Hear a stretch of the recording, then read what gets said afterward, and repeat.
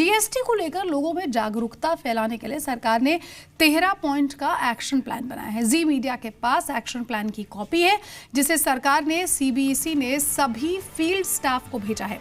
ये action plan 5 जून को प्रधानमंत्री के साथ बैठक के बाद रेवेन्यू सेक्रेटरी हसमुख आडिया ने तैयार किया है। एक्शन प्लान के मुताबिक जीएसटी के बारे में मल्टीमीडिया का इस्तेमाल करने और स्थानीय भाषाओं में आम आदमी को क्या फायदा होगा, ये समझाने को कहा गया है। मेरे साथ मेरे सहयोगी अनुराग यहाँ पर ज्यादा अपडेट के लिए जुड़ गए हैं। अनुराग, जीएसटी को लेकर सरकार ने जो एक्शन प्लान बनाया है उसमें सबसे अहम बात ये रखी है कि ज्यादा से ज्यादा लोगों को इसमें इन्वॉल्व किया जाए, समझाया जाए, जीएसटी से जुड़ी तमाम जो जानकारियां हैं वो उन तक पहुंचाई जाए।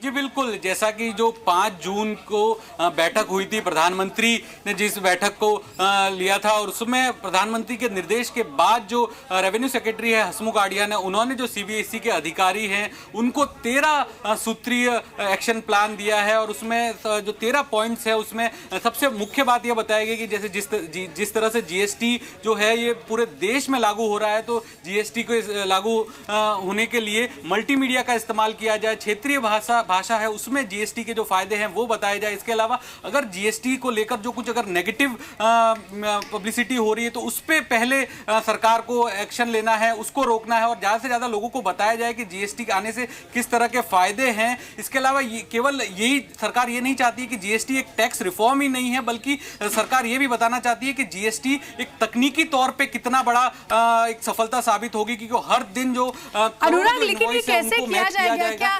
क्या कॉन्फ्रेंसेस की जाएंगी या फिर सेमिनार्स किए जाएंगे? कैसे लोगों तक ये इन्फॉर्मेशन पहुंचाई जाएगी? क्योंकि सरकार 1 जुलाई से जीएसटी लगाना चाहती है, लेकिन अभी भी छोटे शहरों में टियर 2 टियर 3 सिटीज की खासतौर पर बात करें तो बहुत सारे व्यापारी, छोटे लोग ऐसे हैं जो नहीं समझते हैं कि आखिर जीएसटी जब लागू होगा तो वो कैसे काम करेंगे।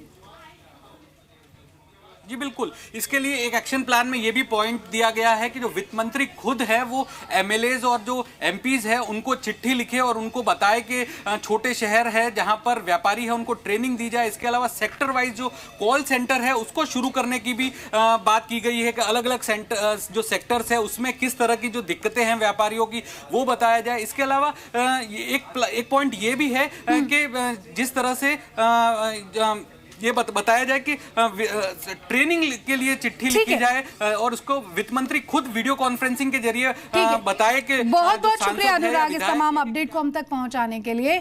तो सरकार ने ये एक्शन प्लान यहाँ पर बनाया है जहां 1 जुलाई के जीएसटी लागू होने से पहले वो ज्यादा से ज्यादा लोगों को ये बताना चाहती है कि जीएसटी कैसे उनके लिए फायदेमंद साबित होगा।